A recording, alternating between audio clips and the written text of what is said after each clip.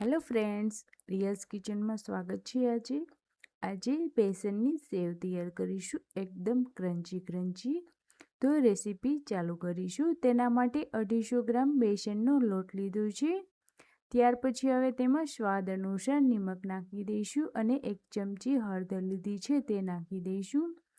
ત્યાર પછી હવે તેમાં 3 ચમચી જેટલું તેલનું મોણ માટે લીધું છે તે એડ કરી દઈશું અને તીખાશ માટે લાલ મરચું લીધું છે, તમે નાખી પણ શકો છો અને સ્કીપ પણ કરી શકો છો।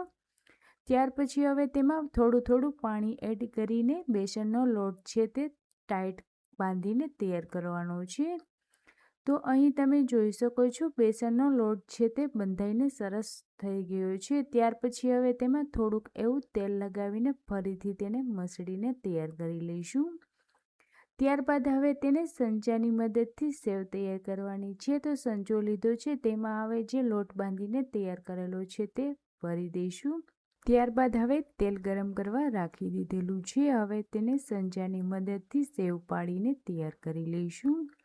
તો ફ્રેન્ડ્સ, સેવનો વિડીયો તો તમે એન્ડ સુધી જોઈ લીધો છે, પણ સાથે સબસ્ક્રાઈબ બટન દબાવવાનું ભૂલી જાઓ છો।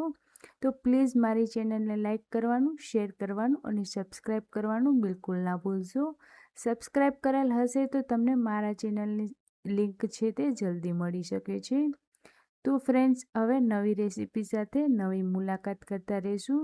તો અહીં જોઈ શકો છો કે ક્રન્ચી સેવ બનીને તૈયાર થઈ ગઈ છે। તો હવે નવી મુલાકાત કરીશું નવા વિડીયો સાથે। Thank you.